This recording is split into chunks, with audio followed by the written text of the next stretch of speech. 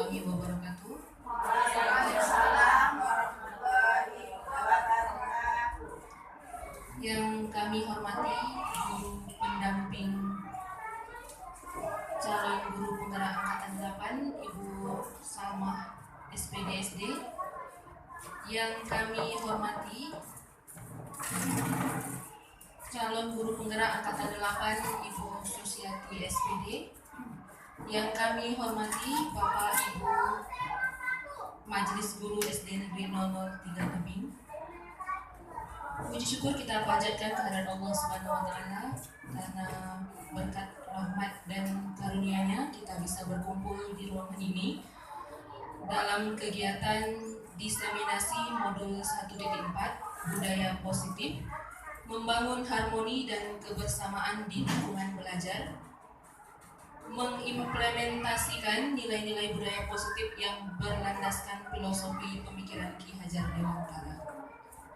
Tak lupa salawat serta salam kita hadirkan kepada junjungan alam Nabi besar Muhammad SAW dengan mengucapkan Allahumma sholli ala sayyidina Muhammad wa ala ali sayyidina Muhammad. Baiklah ibu-ibu, langsung saja kita dengarkan kata sambutan dari guru pendamping kepada Ibu Salmah SPDSD, dipersilakan.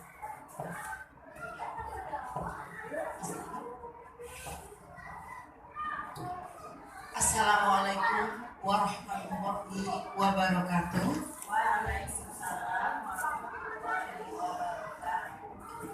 Yang saya hormati Ibu Susi selaku calon guru penggerak. Yang saya hormati Bapak Ibu, rekan-rekan majelis guru. Alhamdulillah, puji syukur kita panjatkan kehadirat Allah Subhanahu wa taala yang mana pada hari ini kita masih diberikan kesempatan serta kesehatan sehingga kita dapat hadir di acara kita pada hari ini. Selamat beriring salam. Tak lupa juga kita hadiahkan kepada junjungan kita Nabi besar Muhammad SAW dengan ucapan Allahumma sholli ala sayyidina Muhammad wa ala ali sayyidina Muhammad. Baiklah Bapak Ibu, saya di sini berbicara untuk mewakili kepala sekolah kita yang berhalangan pada hari ini. Ya. Pertama-tama tentu saya ingin menyampaikan rasa bangga saya kepada Ibu Susi selaku calon guru penggerak dan satu-satunya pada saat ini di SD Negeri 003 Tebing.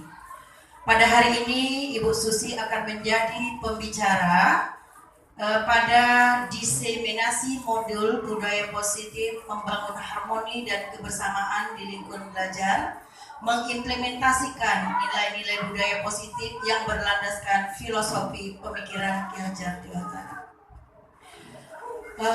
Bapak Ibu dan Ibu Susi khususnya, saya tahu ya, untuk menjadi guru penggerak ini bukanlah suatu hal yang mudah. Saya lihat setiap hari Ibu Susi banyak sekali mengalami tantangan-tantangan dan kendala-kendala, ya. Namun saya yakin dan percaya Ibu Susi dapat menghadapi berbagai tantangan ini, dan saya yakin Ibu Susi dapat mengubah tantangan ini menjadi sebuah kesempatan dan kemenangan. Ibu Susi ya. Yeah. Saya berharap ketika nanti Ibu Susi sudah menjadi guru penggerak, Ibu Susi dapat memperbaiki pembelajaran di sekolah kita dan dapat memberikan ekosistem serta kontribusi pendidikan untuk mencerdaskan lingkungan. Kemudian pada kesempatan ini saya juga ingin menyampaikan bahwa Ibu Susi adalah ibu guru yang terpilih yang akan menentukan masa depan pendidikan di Indonesia pada umumnya, Bu Susi, dan di Karimun pada khususnya. Saya harapkan kepada Ibu Susi nanti setelah menjadi guru penggerak untuk terus menjadi guru yang harus terus belajar dan berkembang, kemudian menjadi pendidik yang berani melakukan perubahan-perubahan yang positif di dunia pendidikan, agar pendidikan kita di Indonesia pada umumnya dan di Karimun pada khususnya akan menuju ke arah yang baik. lagi Bu Susi ya. Saya juga berharap kepada Ibu Susi untuk lebih semangat, untuk tetap semangat demi masa depan anak-anak kita, ya. Kemudian kepada bapak-bapak, ibu-ibu rekan majelis guru yang lain, semoga dapat mengikuti jejak langkah Ibu Susi yang nantinya dapat melakukan perubahan-perubahan yang positif di dunia pendidikan. Kemudian tidak banyak yang saya sampaikan pada pembukaan saya pada hari ini. Satu lagi pesan saya kepada Ibu Susi untuk tetap semangat dan terus berkarya dan menjadi motivasi untuk kami semua. Saya akhiri dengan wabillahi taufiq wal hidayah. Wassalamualaikum warahmatullahi wabarakatuh. Waalaikumsalam warahmatullahi wabarakatuh. Bismillahirrahmanirrahim. Assalamualaikum warahmatullahi wabarakatuh.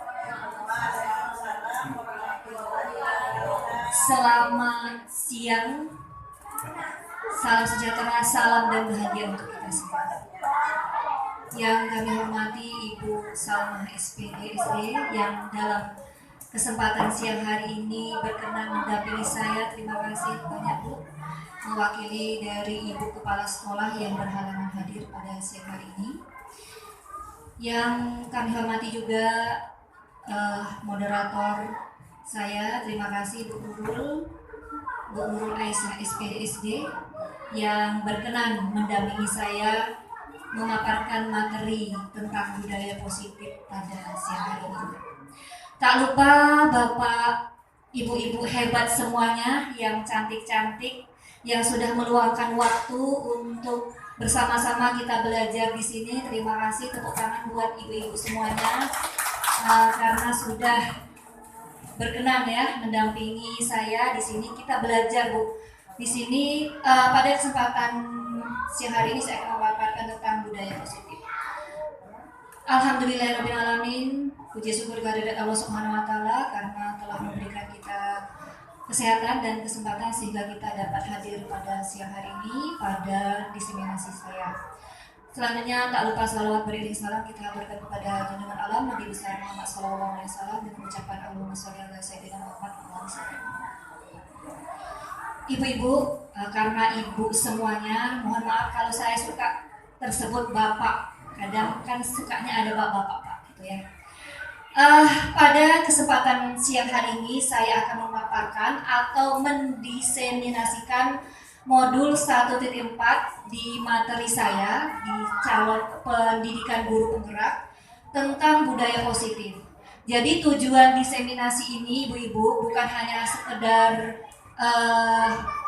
memaparkan saja, tapi kita sama-sama belajar bahwa di sekolah itu seharusnya ada budaya-budaya positif yang selalu kita terapkan. Bahkan budaya-budaya positif itu sudah kita laksanakan, tapi mungkin kita tidak menyadarinya atau bisa juga menyadarinya.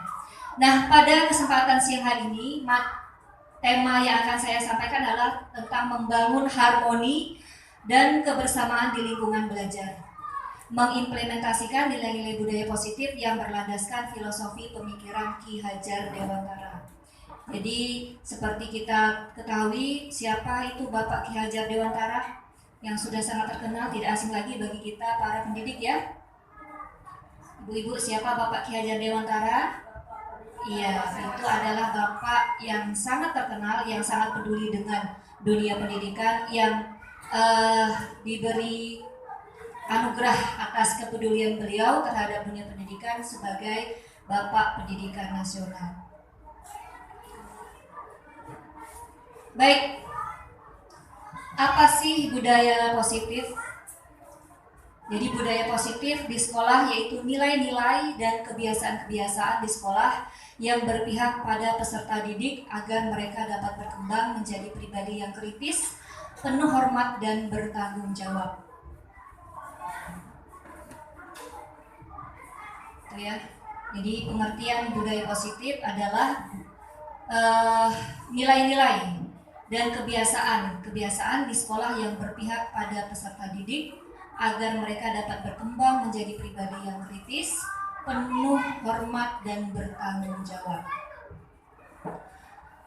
Kemudian untuk membangun budaya yang positif, sekolah perlu menyediakan lingkungan yang positif, aman dan nyaman agar murid-murid mampu berpikir, bertindak dan mencipta dengan merdeka, mandiri dan bertanggung jawab.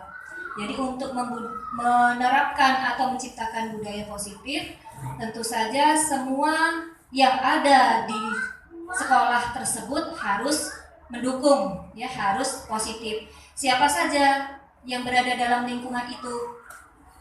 Tentu saja yang pertama kita sebagai seorang guru. Gurunya harus positif.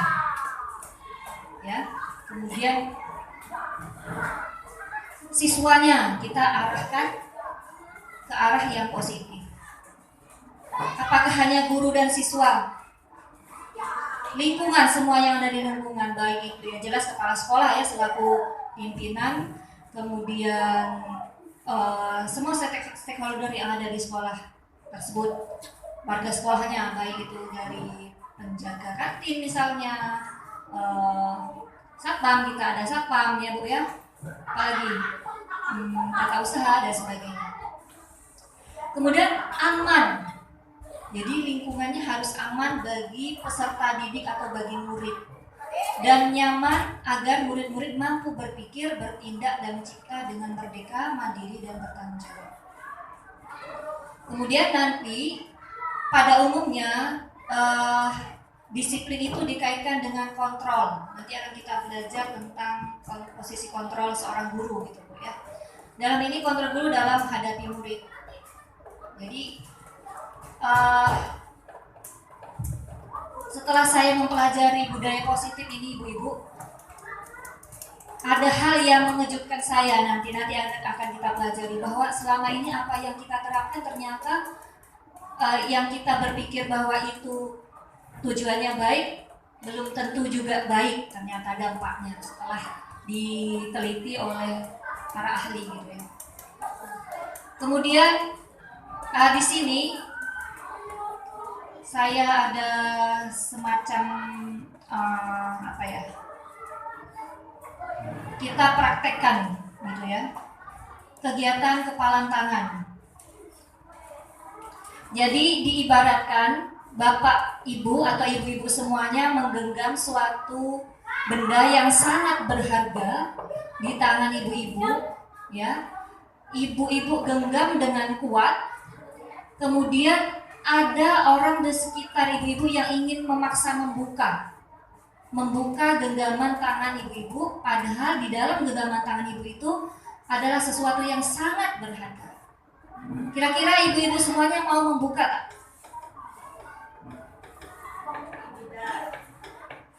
Sesuatu itu yang sangat berharga, bertahan ya, tak mau karena itu berharga sekali. Atau bagaimana? Tetap dibuka, dipaksa, dibujuk, dikasih sogokan, tak mau ya. Dipertahankan karena sesuatu itu sangat berharga bagi kita gitu ya.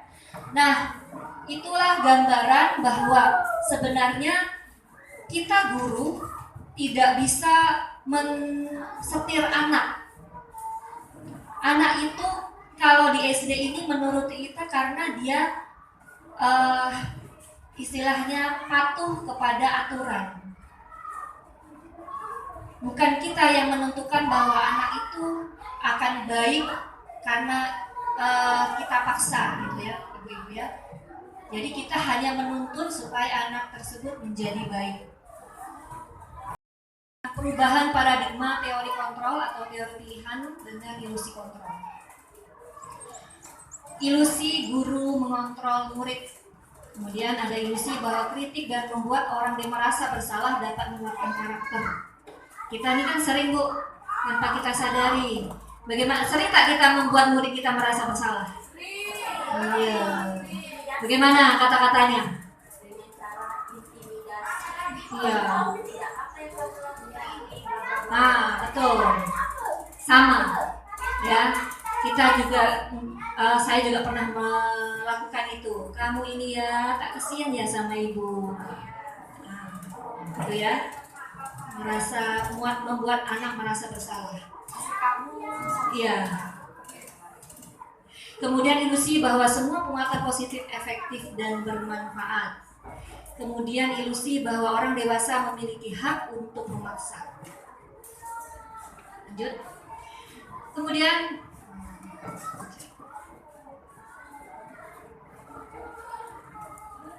perubahan paradigma stimulus respon ke teori kontrol. Jadi nanti kita akan belajar tentang teori kontrol. Siapa sesungguhnya yang memiliki kontrol? Pada stimulus respon, kita mencoba mengubah orang agar berpandangan sama dengan kita. Sedangkan pada teori kontrol, kita berusaha memahami pandangan orang lain tentang dunia. Jadi kita memahami seperti mungkin anak berbuat salah. Kita berusaha memahami, pasti setiap orang melakukan sesuatu ada tujuannya, ada alasannya. Anak berbuat salah pasti ada alasannya kenapa dia berbuat salah. Kemudian perilaku buruk dilihat sebagai suatu kesalahan. Sedangkan pada teori kontrol, semua perilaku memiliki tujuan yang saya jelaskan di awal. Kemudian orang lain bisa mengontrol saya. Sedangkan pada teori kontrol, hanya Anda yang bisa mengontrol diri Anda sendiri. Seperti pada kita praktek menggenggam tangan tadi. Bahwa sebenarnya kalau kita tidak membuka diri kita untuk membuka genggaman tangan kita tadi, ya mau orang mengancam seperti apapun atau menyogok pakai apapun, kita tidak akan membukanya. Cuma terkadang kan terpengaruh pada pengaruh dari luar tadi gitu ya. Kemudian saya bisa mengontrol orang lain pada stimulus respon ya. Kemudian pada teori kontrol, Anda tidak bisa mengontrol orang lain. Kemudian pada stimulus respon, pemaksaan ada pada saat bujukan gagal. Sedangkan pada teori kontrol, kolaborasi dan konsensus menciptakan pilihan-pilihan baru. Model berpikir menang kalah. Kalau pada stimulus respon itu menang kalah. Sedangkan pada teori kontrol, model berpikirnya menang-menang. Mari kita lanjut Ibu pada slide berikutnya. Ini menurut Ki Hajar Dewantara, KHD itu adalah Ki Hajar Dewantara, bahwa tujuan pendidikan yaitu menuntun segala kodrat yang ada pada anak-anak agar mereka dapat mencapai keselamatan dan kebahagiaan yang setinggi-tingginya, baik sebagai manusia maupun sebagai anggota masyarakat. Oleh sebab itu, pendidik itu hanya dapat menuntun tumbuh atau hidupnya kekuatan kodrat yang ada pada anak-anak agar dapat memperbaiki lakunya atau bukan dasarnya hidup dan tumbuhnya kekuatan kodrat anak. Jadi fungsi guru menuntun, menjelaskan bakat yang ada pada anak yang sudah ada tapi masih samar-samar. Kalau pada teori Ki Hajar Dewantara tidak ada teori tabula rasa. Tabula rasa itu adalah teori yang mengatakan bahwa anak itu lahir seperti kertas putih yang kosong. Nah, gurulah yang punya peranan mencoret-coret di situ ya, membentuk gambar seperti apa. Anak lahir sudah punya bakat yang masih sama-sama, kitalah yang bertugas untuk menjelaskan. Kemudian tentang disiplin. Kita ke yang terakhir aja ya. Disiplin dari kata bahasa Latin artinya disiplina yang artinya belajar, kemudian dari kata ini berkonotasi dengan disiplin diri dari murid-murid menurut Sokrates dan Plato. Kemudian disiplin diri membuat orang menggali potensinya menuju sebuah tujuan apa yang dihargai. Kemudian dalam budaya kita makna kata disiplin telah berubah menjadi sesuatu yang dilakukan seseorang pada orang lain untuk mendapatkan kepatuhan. Kecenderungan umum adalah menghubungkan kata disiplin dengan ketidaknyamanan, bukan dengan apa yang kita hargai atau pencapaian suatu tujuan mulia. Kita kalau disuruh disiplin kan suka tak nyaman ya Bu ya. Karena apa? Karena tidak lahir dari hati kita sendiri. Karena kita merasa dipaksa, karena belum munculnya motivasi dari dalam diri kita. Disiplin adalah kemampuan memerintah diri sendiri dalam mengontrol dan menguasai diri untuk memilih tindakan yang mengacu pada nilai-nilai yang kita hargai dengan penuh tanggung jawab tanpa terperintah orang lain. Pada dasarnya seperti itu. Tapi kadang kita tak diperintah orang, tak bergerak juga, betul tak Bu? Jadi kadang perlu juga kontrol orang lain ya kadang-kadang karena motivasi dari dalamnya belum muncul. Ya, dipaksa. Maksud dari nilai-nilai yang kita hargai adalah nilai-nilai kebajikan atau sifat-sifat positif manusia yang merupakan tujuan mulia yang ingin dicapai setiap individu. Nilai-nilai kebajikan yang ingin dicapai oleh setiap anak Indonesia kita kenal dengan profil pelajar Pancasila. Ini yang sudah sangat familiar di telinga kita ya, sedang booming-boomingnya karena penerapan kurikulum merdeka selalu berkaitan dengan pengembangan profil atau penerapan profil pelajar Pancasila. Apa saja Bu profil pelajar Pancasila? Oh ya, ada lagunya ya? Bolehlah nyanyi sama-sama ya? 1, 2, 3. Pelajar Pancasila beriman dan bertakwa pada Tuhan Yang Esa dan berakhlak mulia, gotong royong mandiri, kreatif dan bernarasi. Oke, mantap anak-anak Ibu.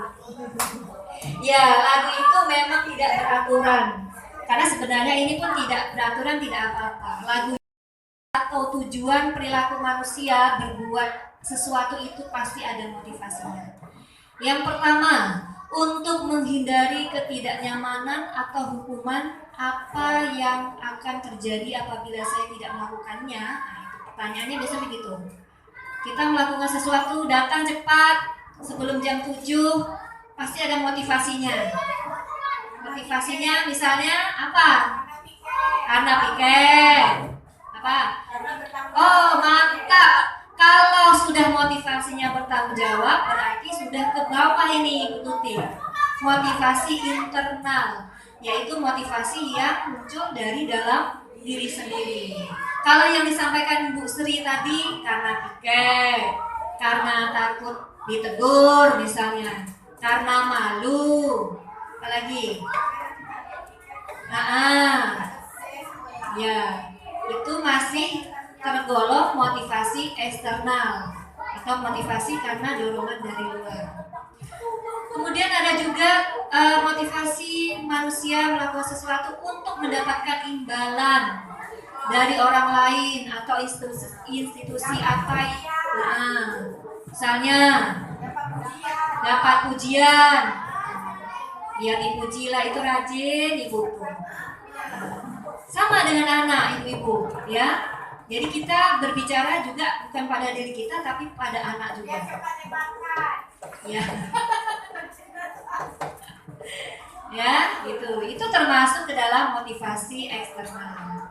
Nah, motivasi internal yang bagaimana? Yaitu untuk menghargai diri sendiri. Kita lakukan karena kesadaran. Misalnya, saya akan menjadi orang yang seperti apa bila saya melakukannya. Itu muncul. Kita bertanya pada diri kita sendiri. Sama dengan anak. Nanti pelan-pelan kita mencoba memunculkan motivasi internal pada anak supaya muncul kesadaran pada mereka untuk melakukan tugas-tugasnya atau kewajibannya tanpa harus dipaksa lagi atau diperintah lagi. Kemudian Bapak Ibu atau Ibu, kebutuhan dasar manusia itu ada 5. Yang pertama, survival atau kebutuhan dasar untuk bertahan, ya, bertahan hidup. Kemudian kebutuhan dasar cinta, kasih atau ingin diterima. Betul tak? Kita semua ingin dicintai, ingin diterima. Ya, semua kita ingin dicintai, ingin diterima. Maka belajarlah juga untuk mencintai dan menerima. basket 2 kali karena terlambat 10 menit untuk pelajaran PJOK. Hukuman. Oke. Nah, kita tengok dulu nih. Nah. Ya. Tadi yang mencatat 100 kali itu hukuman, betul. Ya.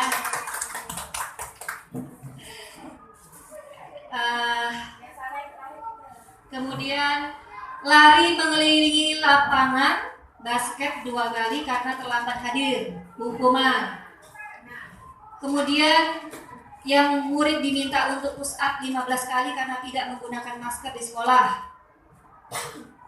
Ya, hukuman. Murid diminta untuk push up 15 kali karena tidak menggunakan masker di sekolah. Ya, kalau hukuman itu ada efeknya anak itu menjadi malu, gitu. Kemudian berdampak ke fisik juga, ya. Kalau hukuman ini fisik, mental. Kemudian menggantikan kertas tugas teman yang dicoret-coret, itu konsekuensi. Konsekuensi maksudnya apa? Dia sudah melakukan salah, diberi konsekuensi atau tanggung jawab terhadap kesalahan yang dia buat tadi dengan tidak mempermalukan gitu. Kemudian membersihkan tumpahan air di meja tulis karena tersenggol pada saat belajar, juga konsekuensi ya. Kemudian dia harus bertanggung jawab itu Bu ya. Kemudian murid disuruh untuk tidak mengenakan sepatu seharian, itu ya hukuman. Jelas anak malu. Kemudian seharian tidak pakai sepatu, bagaimana itu kalau anak mau ke kantin, mau ke toilet? Itu kan ya, itu mungkin Bu Erna waktu itu SMA ya, jadi sudah kebal atau sudah sering. Karena sama orang yang Oh, jadi yang hukuman dia memang janjian tak pakai sepatu. sengaja biar dihukum ya, sengaja dia tuh cari perhatian. Bukan ada sepatu dipasang. Sengaja dia biar dihukum. Ya, kemudian lari mengelilingi lapangan basket 2 kali karena terlambat 10 menit untuk pelajaran PJOK.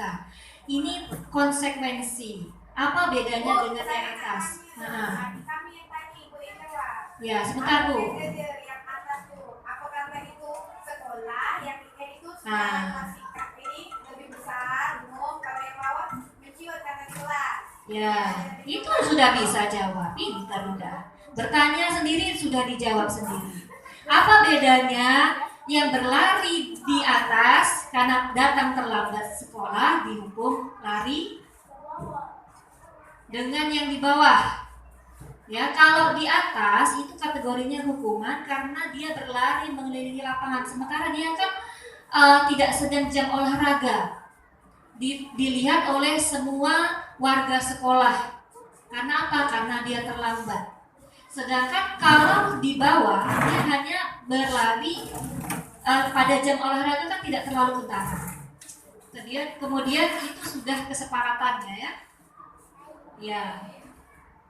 Ini mungkin guru olahraganya sudah membuat kesepakatan dengan murid-muridnya bahwa ada ketentuan jangan sampai terlambat. Kalau terlambatnya sekian, hukum konsekuensinya begini. Dia berlarinya juga di sekitaran mereka-mereka saja, jadi tidak ada masalah gitu. Ya, tak malu banyak, tak banyak malu.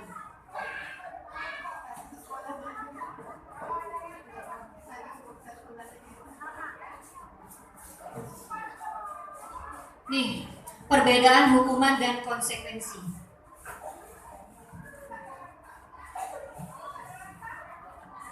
Hukuman, sesuatu yang menyakitkan harus terjadi. Ya. Sedangkan konsekuensi, sesuatu harus terjadi. Kemudian hukuman membuat anak sakit fisik maupun hati. Kita suka nih kalau membuat anak sakit hati biar kapok gitu ya. Nah, untuk jangka waktu lama. Hukuman, mungkin Bapak atau Ibu itu pernah mengalami suatu kejadian yang sampai sekarang masih berkesan. Saya pernah dengan ibuku begini. Nah, berkesan dalam jangka waktu yang lama. Kalau konsekuensi membuat anak merasa tidak nyaman dalam jangka waktu pendek saja, seperti tadi berlari dia di sekitaran dia, kawan-kawannya juga kan pakai baju olahraga juga, atau mungkin ada yang lari-lari juga di sekitar situ. Kemudian anak membenci kedisiplinan. Tujuannya kemudian kalau konsekuensi itu anak menghargai disiplin. Kemudian kalau hukuman itu bersifat paksaan, sedangkan konsekuensi itu stimulus tanggapan. Ada rangsangan, ada tanggapannya di situ. Kemudian mendorong anak menyakiti diri sendiri kalau hukuman ini, sedangkan konsekuensi mendorong anak agar mudah menyesuaikan diri. Hukuman itu konsep diri yang buruk, sedangkan konsekuensi konsep diri yang baik. Lalu hukuman anak belajar untuk menyembunyikan kesalahan, takut dihukum, sembunyi-sembunyi. Karena sudah tahu kalau mengakui pasti dihukum. Pada konsekuensi anak belajar untuk mematuhi peraturan. Kemudian sifat hukuman itu marah, menimbulkan rasa marah, rasa bersalah, rasa dipermalukan, dan merasa tak dihargai. Betul tak, Bu? Kalau pada konsekuensi, anak ini hanya kehilangan hak, kemudian dibuat tidak nyaman, seperti tadilah, dan dia lari keliling lapangan basket, sementara kawan-kawannya tidak, kan tidak nyaman. Kemudian diasingkan untuk sementara, hanya sementara saja sifatnya, ya.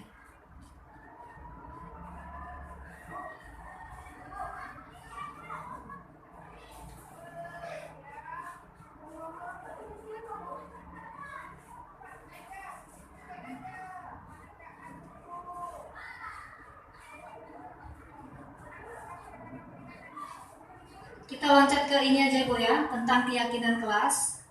Jadi di awal-awal masuk tahun ajaran baru ini, untuk menerapkan budaya positif, sebaiknya kita membuat keyakinan kelas dengan anak-anak. Jadi keyakinan kelas itu bagaimana kita membuatnya?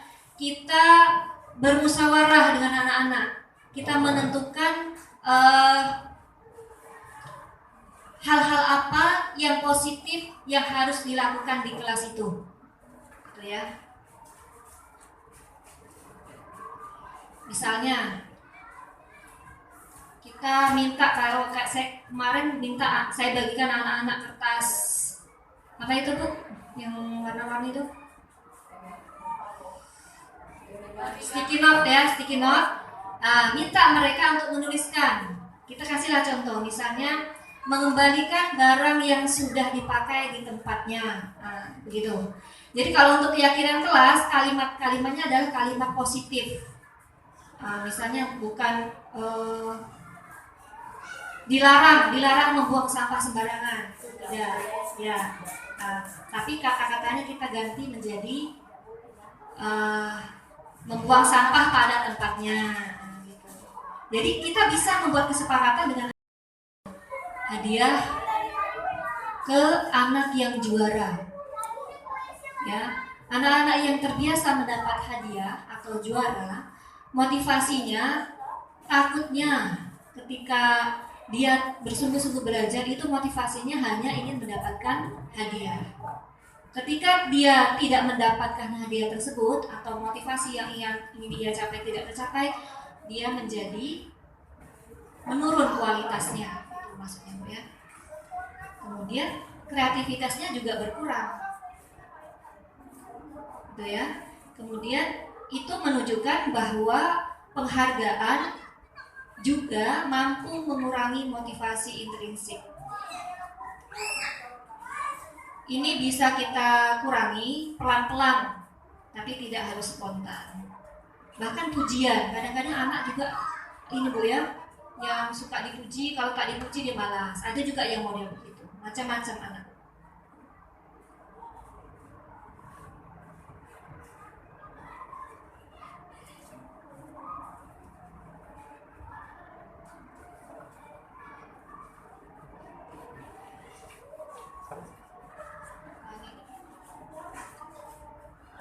Baik, Bu, kita beralih ke hukuman atau konsekuensi.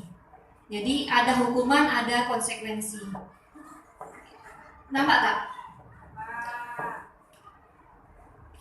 Yang pertama, mencatat 100 kali di dalam buku kalimat saya tidak akan terlambat lagi karena terlambat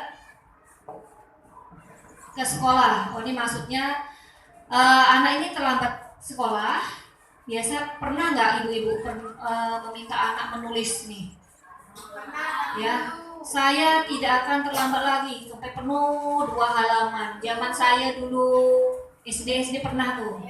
Ya, mungkin ada yang zaman sekarang masih menerapkan tahun 2000 berapa ya? ya sampai 100 kali. Sian anak itu. Menurut ibu-ibu, ini hukuman atau konsekuensi? Hukuman, ya, menurut Bu Salma ini adalah hukuman. Yang kedua, lari mengelilingi lapangan basket 2 kali karena terlambat hadir di sekolah. Konsekuensi atau hukuman? Anak datang ke sekolah, terlambat, kita suruh lari keliling lapangan. Hukuman. Kemudian, murid diminta untuk push up 15 kali karena tidak menggunakan masker ke sekolah. Konsekuensi. Ya. Kemudian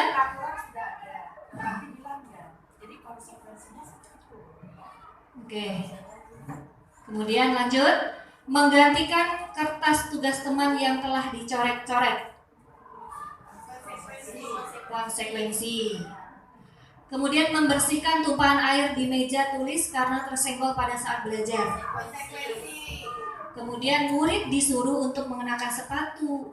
Ini kurang nih. Murid disuruh untuk tidak mengenakan sepatu seharian di sekolah karena tidak mengenakan sepatu hitam. Nah, misalnya murid kita, sekolah kita ini kan aturannya pakai sepatu hitam. Dia pakai sepatu merah pula kan. Nah, buka aja sepatunya. Jadi seharian dia tidak pakai sepatu. Nah, ya, pernah Bu Erna? Ya, malu tak Bu? Oh ya, biasa aja, sudah kebal. Akan kebebasan.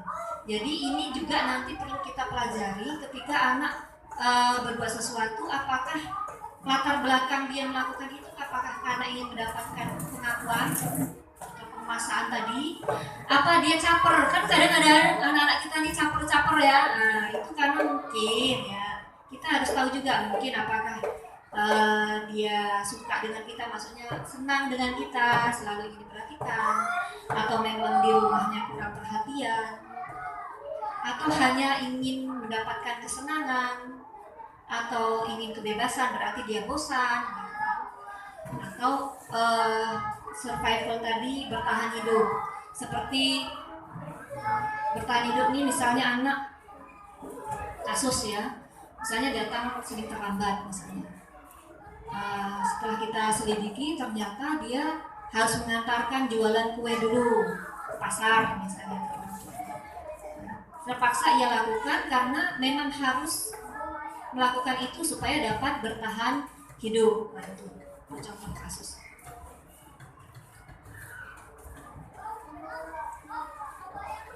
Nah, ini Ibu, ini yang saya pelajari dan membuat saya terkejut-kejut. Bahwa ada penghargaan itu yang bukan membuat kita bersemangat sebenarnya, tapi ternyata menghukum. Ini judulnya dihukum oleh penghargaan. Bahwa penghargaan berlaku sama dengan hukuman tanpa kita sadari ya Ibu ya. Ini menurut Alfikon. Dalam arti meminta atau membujuk seseorang melakukan sesuatu untuk memenuhi suatu tujuan tertentu dari orang yang meminta atau membujuk. Dorongannya eksternal dan akan ada faktor ketergantungan. Beberapa dampak dari pemberian penghargaan. Ini menurut Alfikon tahun 1993. Pengaruhnya ada pengaruh jangka pendek, jangka panjang. Kemudian tentang penghargaan menghukum. Penghargaan mengurangi ketepatan, penghargaan tidak efektif, dan penghargaan merusak hubungan. Nih.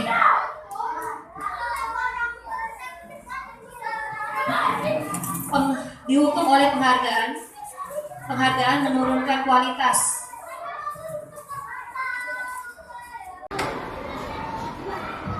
Lima, posisi kontrol guru. Nah, ternyata kita ini ada posisinya. Kita sebagai apa? Apakah sebagai penghukum, pembuat merasa bersalah, sebagai teman, atau sebagai pemantau, atau sebagai manajer? Apa nak?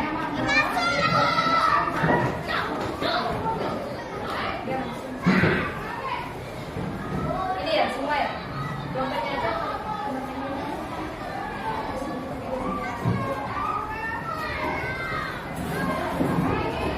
Lima, posisi kontrol guru. Kita sama-sama pelajari apakah kita selama ini sebagai penghukum, pembuat merasa bersalah, sebagai teman, sebagai pemantau, atau sebagai manajer.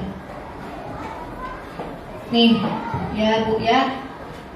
5 posisi kontrol.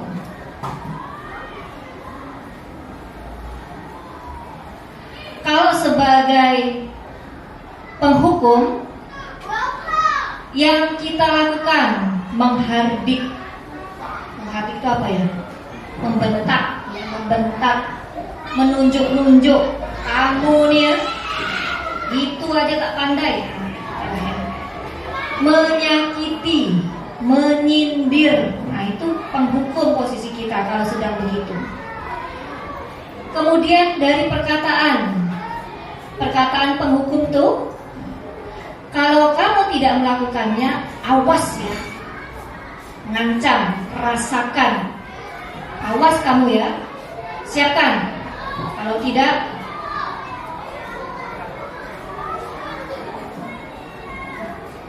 diancam. Nah, berdasarkan penelitian ini, hasil dari gertakan tadi, kata-kata yang menyakiti tadi adalah anak menjadi memberontak, menyalahkan orang lain, dan suka berbohong.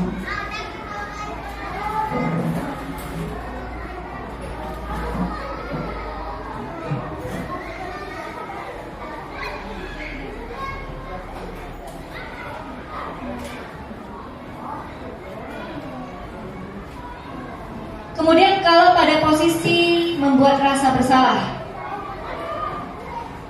nih yang dilakukan guru,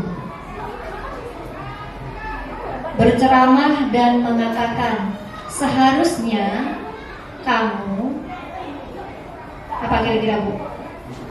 Tidak berbuat begitu. Atau misalnya ibu kecewa sama kalian. Nah, coba lihat, gara-gara kamu si Udin jadi begini. Gara-gara kalian, ya itu posisinya. Kita lihat dulu ya. Pembuat rasa bersalah itu kata-katanya berbuatnya seperti ini. Kata-katanya, kamu sudah tahu ibu lelah sekali.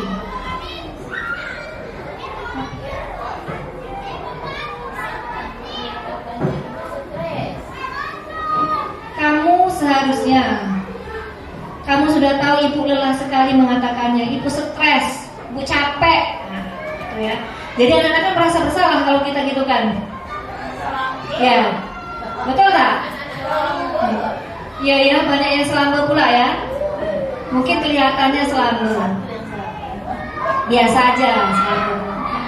Atau pada posisi teman, nih, membuat alasan-alasan untuk muridnya. Ayolah, lakukan demi ibu. Ketawa. Ayo nak. Masa kamu tidak mau? Ingat tidak ibu pernah bantu? Itu kalau posisinya sebagai teman atau sebagai pemantau. Pemantau ini menghitung dan mengukur. Kemudian kata-katanya, apa peraturannya? Kok kamu berbuat begitu? Kemudian posisi terakhir, manajer, mengajukan pertanyaan-pertanyaan. Pertanyaan bagaimana misalnya, apa yang kita yakini? Apa yang bisa kau kerjakan untuk memperbaiki masalah ini? Misalnya anak punya kasus. Kamu tahu tidak bahwa apa yang kamu lakukan ini sesuai tidak dengan keyakinan kelas? sesuai tidak dengan peraturan sekolah. Kamu melakukan ini pasti punya alasannya. Nah, dari kelima posisi kontrol ini, Ibu yang mana? Kita yang mana yang sudah pernah kita lakukan? Sudah pernah? Ya, sudah pernah menjadi penghukum ya? Ya, jelas. Pembuat rasa bersalah, jelas. Teman, pemantau, manajer, gitu ya. Tergantung pada permasalahan, tergantung pada mood, kondisi ya. Ya. Idealnya sebagai guru kita menjadi manajer, paling tidak pemantau.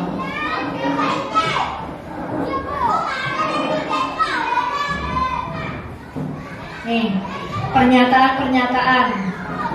Nih, saya kecewa sekali dengan kamu. Ini kata-kata bagi seorang guru yang suka membuat anak merasa bersalah. Saya kecewa sekali sama kamu. Kamu tidak pernah benar melakukan ya, atau mungkin dengan kata-kata yang lebih kasar lagi, dasar kamu, kata-kata yang tidak pantas, ya memang, ya. Ayolah lakukan demi ibu atau bapak. Ini kata-kata seorang guru yang memposisikan dirinya sebagai seorang teman. Kemudian, apakah kamu mau mendapatkan stiker bintang hari ini? Nah, nih yang lagi ini nih, Kak Ibu Sri nih, buat stiker, ya. Halo, Nana Ibu, apakah kamu mau punya stiker yang bagus hari ini? Stiker gambar bintang, misalnya, guru kelas 1 ya. Ada 4 loh. Ini posisi pemantau. Kemudian bagaimana kamu bisa menyelesaikan masalah ini? Ini anak diajak berpikir. Dia punya masalah, dia harus mampu menyelesaikan masalah yang dia buat. Dia harus bertanggung jawab. Kita tanya dulu di posisi manajer. Kemudian posisi penghukum lagi. Kamu selalu yang paling terakhir. Asik kamu aja yang tak ngantar, asik kamu aja yang tak siap. Itu penghukum. Ya. Ya. Bisa jadi. Ya. Ya. Ujung-ujungnya kita jadi manajer menyelesaikannya. Awalnya kita mungkin terbawa emosi ya Bu ya. Ya, manusiawi. Ya. Ya, betul tuh. Ya, itu kalau kata-kata seperti itu berarti membuat anak merasa bersalah.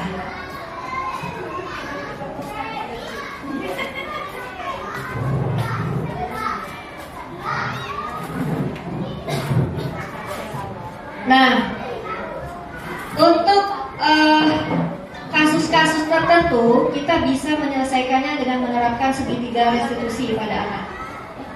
Ya. Apa itu segitiga restitusi? Yaitu proses menciptakan kondisi bagi murid untuk memperbaiki kesalahan mereka sehingga mereka bisa kembali pada kelompok mereka dengan karakter yang lebih kuat. Melalui restitusi, guru dapat membantu murid menjadi lebih memiliki tujuan disiplin positif serta memulihkan dirinya setelah berbuat salah. Kemudian membantu murid untuk jujur pada diri sendiri dan mengevaluasi dampak dari kesalahan yang dilakukan. Kemudian memberikan penawaran bukan paksaan. Jadi ini kembali kepada motivasi implicit tadi. Kita menumbuhkan motivasi kesadaran dari dalam anak itu sendiri kalau kita menerapkan segitiga restitusi. Cuma segitiga restitusi ini butuh kesabaran, butuh waktu sedikit ya ibu. Ya, biasalah kalau kita mau yang baik kan butuh proses. Nah, tahapan-tahapan di dalam segitiga restitusi yang pertama adalah menstabilkan identitas. Misalnya kita mengatakan berbuat salah itu tidak apa-apa. Berbuat salah itu manusiawi. Tidak ada manusia yang sempurna. Semua manusia pasti pernah berbuat salah. Ya. Saya juga pernah melakukan kesalahan seperti itu. Tapi kita perlu hati-hati berkata-kata sama anak. Jangan, ibu juga pernah mencuri misalnya. Nah Nah, itu menjadi bumerang pula bagi kita. Jadi kita pilih kata-kata yang tidak membuat anak malah membalikkan. Ibu aja pernah, masa kami tak boleh, misalnya begitu. Ya. Jadi kita lihat juga anaknya, karakternya seperti apa. Kalau yang model kritis-kritis dengan perkataan-perkataan yang ini, kita perlu hati-hati. Kita bisa menyelesaikan ini kok. Ayo kita selesaikan sama-sama, gitu ya. Oke, tahapan kedua. Ya, tahapan pertama tadi menstabilisasi identitas. Tahapan kedua, validasi tindakan yang salah. Nih, perkataan atau pertanyaan yang bisa dilontarkan. Padahal kamu bisa melakukan yang lebih buruk. Padahal kamu bisa melakukan yang lebih buruk dari ini ya. Kenapa kamu melakukan ini saja? Kamu pasti punya alasan mengapa melakukan hal itu. Kamu patut bangga pada dirimu sendiri karena kamu telah melindungi sesuatu yang penting buat kamu. Ini kalau kasusnya anak tersebut melakukan sesuatu, misalnya dari saya, kurang lebihnya mohon maaf yang sebesar-besarnya. Saya juga mengucapkan terima kasih yang sebesar-besarnya karena sudah sama-sama belajar di sini. Saya tutup dengan wabillahi taufiq wal hidayah. Wassalamualaikum warahmatullahi wabarakatuh. Untuk selanjutnya saya silakan kepada moderator.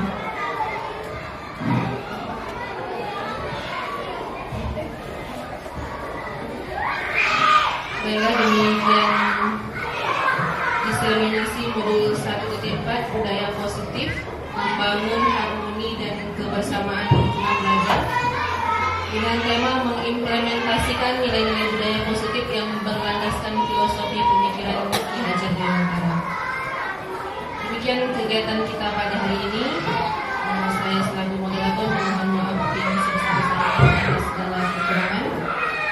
Terima kasih Ibu pendamping yang telah hadir dan Bapak Ibu guru yang sudah berpartisipasi hari ini. Saya akhiri dengan wabillahi taufiq wal hidayah. Wassalamualaikum warahmatullahi wabarakatuh.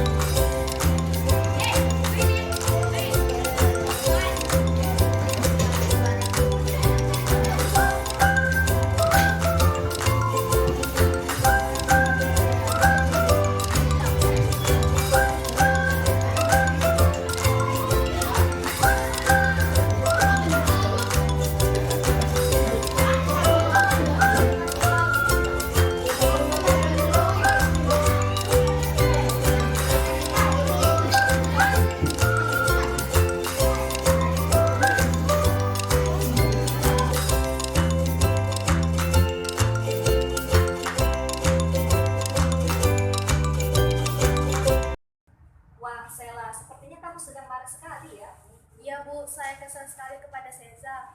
Awalnya kami sedang asik bermain tebak-tebakan.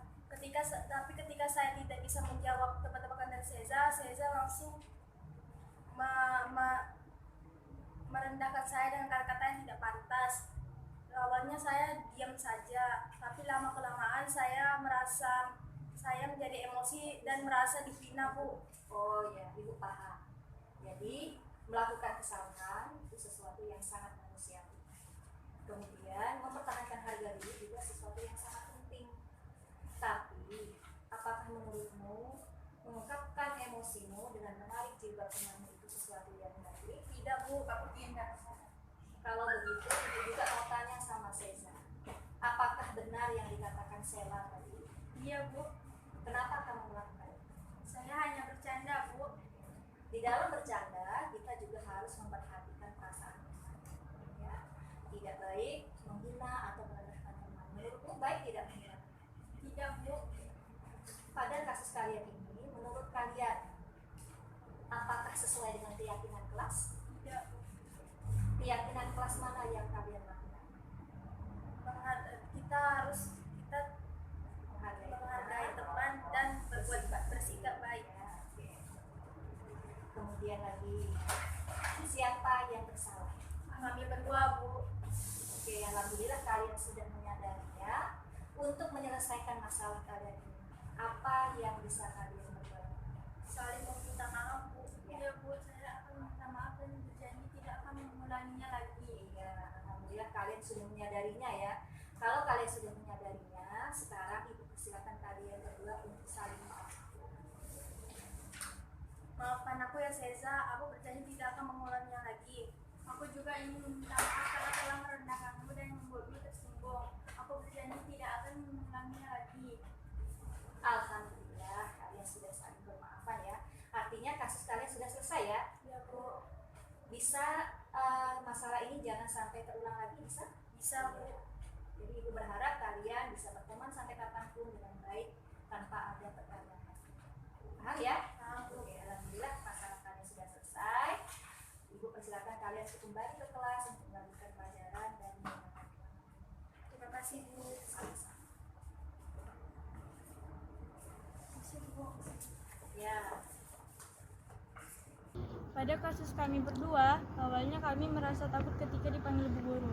Namun, setelah kami bertemu Bu Guru membantu menyelesaikan masalah dengan baik dan tidak membuat kami tertekan. Kami pun menyadari kesalahan yang kami buat dan dapat menyelesaikannya dengan baik. Dan sekarang kami sudah berbaikan lagi. Ella, kamu sudah menyadari kesalahanmu dan akan memperbaikinya, betul? Betul. Menurut kamu, apa yang akan kamu lakukan untuk menyelesaikan permasalahan ini? Saya tidak akan main-game sampai larut malam lagi, Bu, dan juga saya akan tidur lebih cepat agar besok tidak terlambat lagi. Ya, mantap sekali. Intinya kamu sudah menyadarinya ya, ya Bu. Ya, mudah-mudahan selanjutnya kamu bisa melaksanakan apa yang sudah menjadi keyakinan kelas dan kamu akan memperbaiki kesalahan. Ibu juga akan berkoordinasi dengan orang tuamu untuk membantu kamu menyelesaikan masalah ini. Ya, Bu. Siap untuk datang lebih cepat? Siap, Bu. Tepat waktu ya. Oke, semangat Naila. Semangat. Perasaan saya setelah menyelesaikan masalah ini, saya merasa senang dan lega.